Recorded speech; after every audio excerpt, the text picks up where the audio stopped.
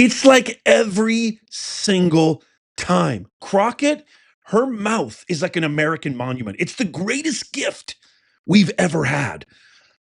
And if you have no idea what I'm talking about, Nez, what do you mean? It's beautiful. It's glorious. I'm going to let our main man, somebody we love from Louisiana, John Neely Kennedy, explain this way more beautifully than I can when he's referring to AOC. Watch this. What do you think of the new leadership, Jasmine, AOC, and Bernie? I consider Congresswoman Ocasio-Cortez to be the leader of the Democratic Party. She's entitled to her opinion. I'm entitled to mine. As I've said about her before, I think she's the reason there are directions on a shampoo bottle.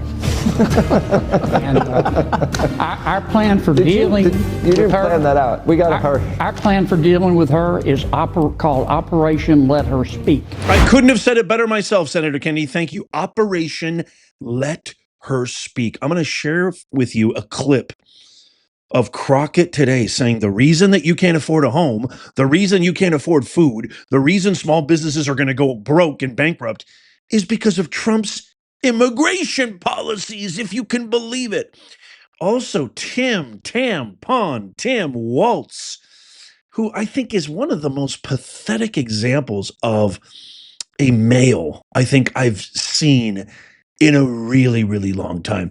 You know, you ever had that friend or somebody you knew kind of in high school who always tries to prove that they don't have any inequities and they did everything in their power to compensate? Yeah, that's exactly how I feel with Tampon Tim. Well, this is a glorious clip I'm going to share with you of him getting absolutely lambasted, booed, and heckled by our awesome military veterans, the people who sacrificed for our country. You don't want to miss that. Also, I've got a great clip from Kevin O'Leary, entrepreneur Kevin O'Leary, absolutely erupting on MSNBC host about Trump's tariffs. You're going to love that clip. You might as well grab your favorite drink, grab your favorite snack. Your boy Nez has you covered, as well as all-in podcast host, billionaire tech, entrepreneur Chamath, talking about how the Democrat Party completely left him hanging. A really, really great clip there. And then lastly, I'm going to share with you Chicago resident Danielle Carter Walters highlights how Democrat-run sanctuary cities fail to protect American citizens. It is so powerful, absolute fire. It's setting the internet afire, breaking the internet. It is so, so amazing. You don't want to miss that. But first, let's go with our number one all-star. Here's Crockett. Realm. So I am telling you that this is a failed thing, but we've got to do better to connect the dots and let people know the reason you can't afford a home is because of these failed immigration policies. The reason you're not going to be able to afford your food is because of these failed immigration policies. And the same can go for the hospitality industries, where we have so many of those in the hospitality industry that are saying they do not have the workers that they need right now. Wait a minute. Even when you, Biden, Kamala, let everybody into our country, threw out the red carpet to gangsters, criminals, illegals, migrants, etc., we couldn't afford jack. So we're throwing out the criminals. We're throwing out the people laying siege on American cities. We're not throwing out any legal citizens. And inflation's gone down. Consumer prices have gone down. Gas has gone down. Eggs have gone down. So Operation Let Her Speak. Let's go warp speed on that. I'm telling you right now, as Trump said at the NRCC dinner, if this is who the hypocrites, I call them the hypocrites, the Democrats, because they're all hypocrites. If this is who the hypocrites want as their leader, by all means, I do declare we got no objection. Okay, this next clip is so juicy and beautiful. I can't think of anybody who deserves it more, somebody who stole American valor. Watch Tim Walz get heckled and booed by military veterans. And I got to warn you, some of the language is a little choice, but I'm not going to edit it out because it's appropriate. He deserves it, and you deserve to hear the unvarnished truth. But just in case you're sensitive to language, or you have kids or loved ones around, you may want to fast forward this clip. Here we go. Welcome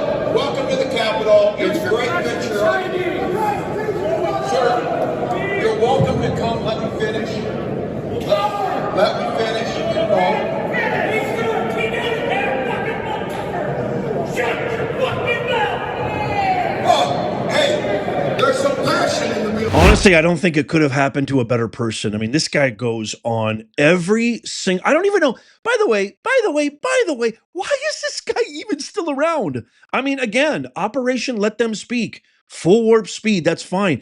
But what? I mean, you're a loser, Tim. You want tampons in men's bathrooms. You sat back and watched as cities burned all over Minnesota during the complete sham hoax BLM riots. No, they were peaceful protests. Why is this guy getting why does anybody care? He goes all over on all these left networks and essentially engaging in defamation of character by saying Elon doesn't pay his taxes, he's a loser, he's not smart. You can't tear other people down to make yourself feel better. It doesn't work that way, Tampon Tim. Just just leave. We're done with you. I'm with the military veterans. How about you? Let me know in the comments down below. Okay, this next amazing clip that you have to see, entrepreneur, my favorite shark. I mean, definitely not Cuban. Cuban is done. I mean, he's lost all credibility. Kevin O'Leary absolutely just erupts on this MSNBC host talking about tariffs, talking about how unfair China has been. He absolutely calls it and nails it. Watch this. It's the government. They cheat, they steal, they don't play by the rules, and I've had enough. And so I would like this thing worked out. I don't care about the volatility. I don't care if Trump ratchets it up 25% a day. What do you mean? Wait, Kevin, what do you mean you don't care about volatility if volatility has a direct impact on us as the consumers? Because we have to fix this problem once and for all. It's killing us. It's killing small business in America. It's killing large businesses. All the IP these guys steal. You go back and look at all of their technological advancements, and this is a personal estimation, you're going to find source code from American companies back 4 decades ago. These guys don't play by the rules. And administration after administration, whether it be European or American, have not dealt with this. It's enough. We've got to solve this problem. Okay. Now, if we have to squeeze Chinese heads to the wall, as I said yesterday when I was testifying, so be it. I'm willing to live with the volatility to get the long situation settled. I want to compete in China. I want to open up those markets.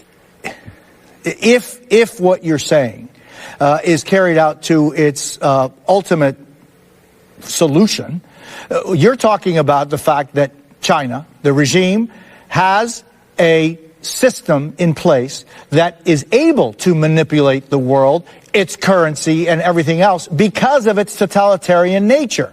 Now, we can talk about what happened in 48. We can talk about what happened with Taiwan. We can talk about everything else. But Kevin, it's a reality. The Cultural Revolution in China killed millions of people so that people would remember that they had to remain silent. What you're saying is, I've had enough with China, but you're good with it?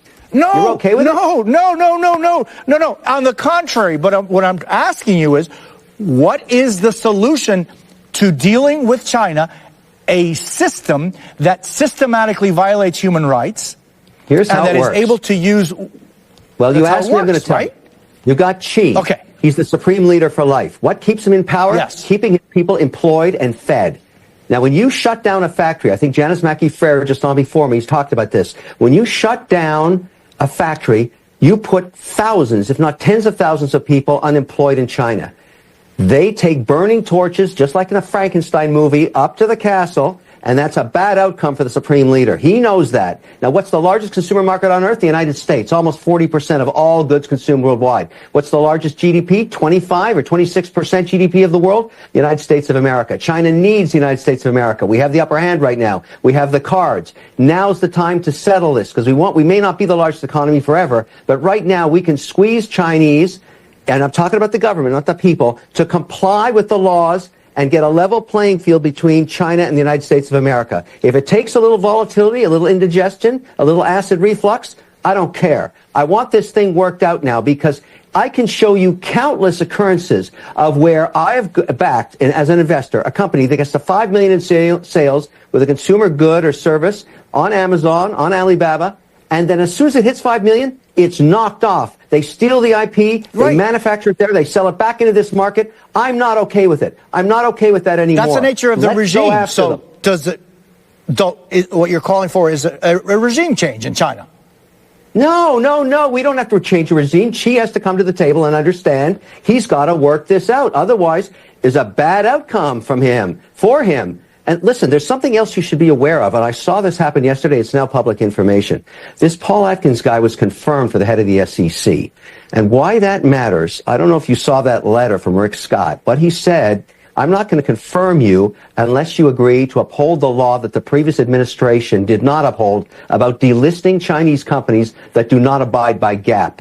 There's billions of market cap right now listed on NASDAQ and NYSE companies that I have to compete with. I have to pay for the compliance costs. I have to be transparent. I have to abide by the law, and they don't. And they raise money with the same bankers I use, and I have to compete with them, and they're not being transparent. They have to get delisted. And Atkins, I guess, they must have had an agreement because he got confirmed.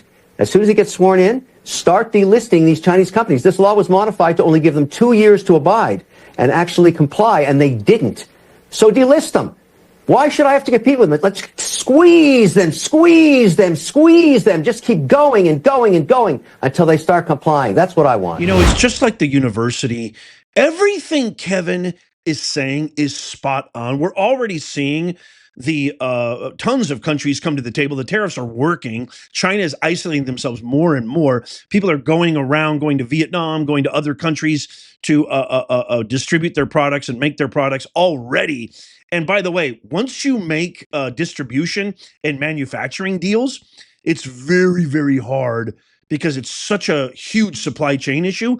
Once you decide, you know what, we're not going to create and manufacture in China, we're going to manufacture somewhere else, it's going to be really hard to turn that around. But notice how this ridiculous MS, just like academics, they have no clue how the real world works. Oh, so you want a regime change? Is that what you want? You are a Nazi. You are It's so low IQ. It's so lowbrow. They have no idea how the real world works. They have no idea how playing chess in negotiations where the consequences and stakes could not be higher. Could you imagine Kamala negotiating a trade deal with China? Are you out of your mind? These people have no clue. They have nothing. Kevin O'Leary called it. This is an opportunity. This is called reciprocity. We've needed it. We've wanted it for decades, if not longer. And your side, Schumer's, the Pelosi's, the Obamas, if you go back to the footage, I know you've seen it because I've seen it. I've done videos on it. They all said this earlier in the days, in the heydays, decades ago. But because Trump now is doing it, it's awful. And we're going to architect a narrative. Why? Because they're lazy. They don't want a real job. They're scared to death. Their constituents are nuts. And they think if they pour more pepper and gasoline on that lunacy, they'll never have to search for a real job again. It is a vicious, dark, demonic cycle. And thank God we've got balls back in the White House to bring it all to an end. I can't wait to get your comments on that. Okay, I always butcher his name. So his name's Chamath Palihapitiya. If you don't know who that is, he's a billionaire angel investor in Facebook. He's one of the tech guys at Silicon Valley who has supported Trump big time. And his podcast has done a good job of advocating. David Sachs, who now works for the administration, is a part of that podcast. But this is really interesting. Hear what he said, which I think is just such an amazing clip I want to share. Listen to what he says about him being, or used to be, a mega donor to the Democrats, and the difference between the Democrat Party and now Trump. I don't even call Trump really Republican because, you know, I'm not really right or left either. I'm more, if anything, a constitutional centrist. Listen to what he says about the difference between the Revolution of Common Sense Party, that's what I'm kind of calling Trump right now, and our party, versus the Democrats. Check this out. This is one thing I'll tell you about the Trump administration, which is totally different. Okay, I was a lifelong Democrat, okay? I was a mega donor to the Democrats. You know, like dinner with Obama level donor, okay? I couldn't get a phone call returned from the White House to save my life. The only thing that happened to me was I made an off-color comment about like something in China And I had the Biden administration like basically say something, like essentially put out a press release, basically saying I was like, you know, mean. That's all I got for millions of dollars. That, you know what I mean? Like, for being honest. I mean, I was like, hey man, there's like a lot of problems in America.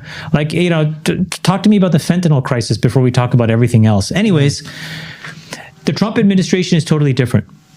There's not a single person there you can't get on the phone and talk to. I'll give you an example of this. A friend of mine's company was really impacted with these tariffs in a bad way, okay? This is like a really amazing, legitimate American business, 150-year-old business, family-owned, all this stuff. And I was able to call the deputy chief of staff and I said, hey, can you talk to the CEO and just so here on the ground? He's like instantly putting me on the phone. You know, my wife runs a pharmaceutical business and, you know, we wanted to make sure that the administration understood like all the implications for rare diseases and orphan drugs. What happens if these tariffs like cripple the R&D budgets? Because there's 30 million Americans with rare diseases. Rare disease means it's not like diabetes or cancer. Yeah. It's like 200,000 people or less. But there's 30 million of these Americans. 2/3 are kids. And the only companies that work on such small markets are these small biotech companies. And the tariffs create a lot of uncertainty. We were able to talk to all of them. They were like, explain the issue. I want to understand it. So this is what's also totally different, which I really give them a lot of respect. They are willing to debate it with you. You can pick up the phone and talk to these people. I've never had that experience, guys. I mean, look, I was like a senior person at Facebook, could never get a meeting. I only met Obama once when he came to the thing. Then when I was running an investment fund, successful, I had dinner with Obama, but it was, you know, under the purposes of should I donate to the foundation? You know, I've donated millions of dollars to Democrats. I've never been to the Oval. That is salty. Okay? But the minute that it's like here, it's like, hey, come to the White House, explain these issues now. You get on a plane, you get over there, and they're like, explain it. And then they'll debate it. That's like, it's totally different. Sorry, devil's advocate, should being a mega donor, I mean, I guess I get your point of view, but couldn't it also just be like, no, we're not going to be biased just because a person donated money. We're not going to just answer the phone whenever he calls. You think I was like, you know, stupid 5 years ago and all of a sudden tried to like start to build national champions like now? Yeah. Dude, man, I've been in the grind for fucking 25 years here, paying my taxes. I fucking paid, you know, more than most people. Yeah, so irrespective of the donation, I've been trying to do the right thing. Yeah, I wasn't trying to favor myself. It's like even just to explain, like, here's what's happening on the ground. Do you want to know? How many times have we shared clips? How many times have you seen? I know you've seen it. Not if not from me, I'm sure it's all out there. Lifelong Democrats. Trump was a Democrat. RFK Jr., Tulsi Gabbard. I mean, just on our Elon Musk was a lifelong Democrat. Joe Rogan was a lifelong Democrat. Then he endorsed Trump. This is not. I mean, it's like this keeps happening over and over, and I can't help but think, man. Ever since Obama, this party has been in a downward spiral. Okay, I think I'm saving the best clip for last. I know this video is a little bit long, but this is so powerful. And if you made it this far, I promise it was worth the wait. Chicago resident Danielle Carter Walters talking about these sanctuary, insane policies of these Democrat-run cities. Listen to her opening statement at the subcommittee hearing. It is so powerful. Watch. Chairman and esteemed members of the subcommittee. And thank you to President Donald J. Trump, the people's president, for giving Chicago Flips Red our first platform, and to the subcommittee for the opportunity to speak truth in the people's house. We proudly stand with our president to bring his message to the Black American community and expose the lies pushed by the Democrat Party and the fake news media. We are here to confront the reality of sanctuary cities. Despite the word sanctuaries, these cities are anything but safe. Chicago has claimed the title for years, and now we're drowning in the consequences. Lifelong residents are pushed aside, schools are overcrowded, crime is out of control, and affordable housing is vanishing. This crisis exploded under Biden and were worsened by the reckless, agenda-driven leadership of Lori Lightfoot and Brandon Johnson. They didn't just ignore the collapse, they fueled it. In December 2023, a few aldermen tried to give us a voice, but the mayor and his allies used systematic stunts to block the vote on a non-binding sanctuary city referendum, silencing Chicagoans and stripping us of our right to choose. Every elected official swears an oath to serve their constituents and uphold the Constitution. Brandon Johnson has failed. He's dismissed that oath in his obsession with keeping Chicago a sanctuary for illegal aliens. He's driven our city into a $1 billion deficit, handed out shady non-bid contracts, and funneled over $6 million into services for illegal aliens. That's why we demand a full forensic audit focused on migrant-related spending. This isn't mismanagement, it's organized looting of taxpayer dollars. ShotSpotter, a life-saving gunshot detection tool, is gone. Hyde Park now bears a permanent 720-bed shelter as illegal alien shelters multiply all over our city. Tax increment financing, known as TIF, meant to revive struggling areas, are being embezzled. Our kids aren't learning to read while the city teachers cater to non-English speakers. These are deliberate acts of neglect justified by Chicago's sanctuary city status. Lori Lightfoot licked the fuse with executive orders, and DEI Johnson poured gasoline on the fire. Field houses has been taken, police stations overrun with illegal aliens in tents and are on the floors, leaving officers demoralized. My husband, a retired CPD officer, saw it all. Violence, disease, measles and tuberculosis outbreak, prostitution, and bed bugs that reached our home. Since 2025, over 51,000 illegal aliens have flooded into Chicago. The city's answer? Blend migrant and homeless shelters under the One System initiative and hope no one noticed. Homelessness has jumped by 207% as 2,100 beds go to illegal aliens. When state funding ends in 2025, corrupt insiders will pass the contracts among themselves. This isn't policies, it's racketeering. My husband and I are tax-paying business owners. We did everything right. We invested in the opportunity zone. Thank you, President Trump. Applied for grants, and we were denied.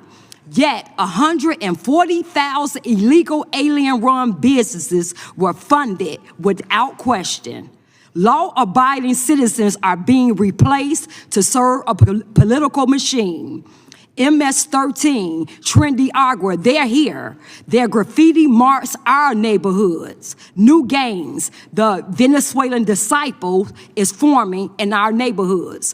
One shelter gets 20 to 30 police calls daily. Drug use, harassment, loitering, and violence have turned parks, sidewalks, and porches into no-go zones. This isn't immigration. This is an invasion. Sanctuary cities do not protect us, they abandon us. They vote against the SAVE Act, voter ID, just showing your ID that you're an American citizen. They hoot, holler, go crazy over deporting these criminals, deporting these illegal aliens who are laying siege to cities. They opened the border when Biden and Kamala red carpet, accelerated citizenship, bypassed all systems and processes, bypassed the law, in here criminally, illegally. And they're fighting tooth and nail to keep them. Why? Well, you know why. It's the only way. How else are they going to win an election? They're willing to sacrifice American lives to hold power. You're not going to see this clip anywhere else. Tap the thumbs up if you love America. I can't wait to hear what you have to say about this. Let me know down below. If you haven't already, check out these videos coming up on the screen right here. Tap my face right there to subscribe and follow. It's absolutely free. Thank you so much for watching. As always, may God bless you, and may God bless the USA and all who defend her. I'll see you soon.